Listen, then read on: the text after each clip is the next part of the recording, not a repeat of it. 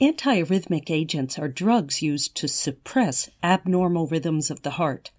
They act to either interfere with the dynamics of cardiac action potentials by blocking a certain ion channel, or block the sympathetic effects of the autonomic nervous system on the heart to slow down heart rate. There are 5 classes of antiarrhythmic drugs. Class 1, sodium channel blockers. These drugs bind to and block the fast sodium channels that are responsible for the depolarizing phase in contractile myocytes. The result is a slower depolarization with a smaller amplitude. Slower influx of sodium results in a smaller flow of positive ions through gap junctions to adjacent cells. The adjacent cells take longer to reach the threshold required to generate a new action potential, ultimately resulting in a slower propagation of action potentials through the myocardium. This reduced conduction velocity helps to suppress formation of reentrant circuits, hence the use of these drugs for treating reentrant tachycardias.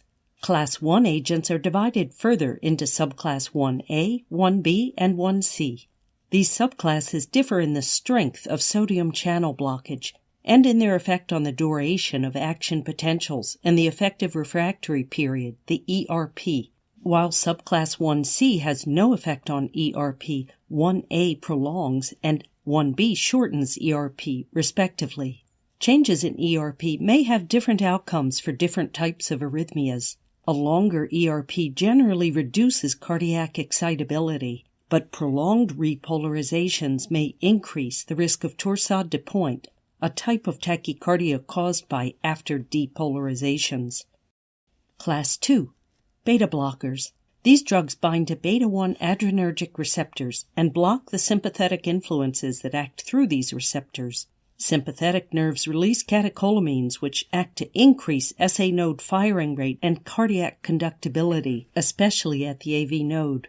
These activities may precipitate arrhythmias. Beta blockers suppress sympathetic effects, thereby decreasing heart rate and slowing down conduction through the AV node. The latter is particularly useful in treatment of tachycardias that originate upstream of the AV node, known as supraventricular tachycardias, or SVT. Note should be taken, however, that beta blocker treatment may cause AV blocks.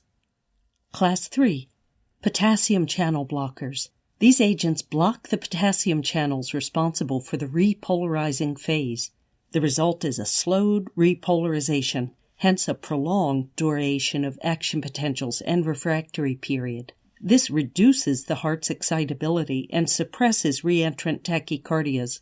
However, these drugs may also cause arrhythmias because slow repolarizations are associated with longer QT intervals and increased risk of torsade de pointe. Class 4. Calcium channel blockers. These drugs block calcium channels that are responsible for depolarization in SA and AV nodal cells.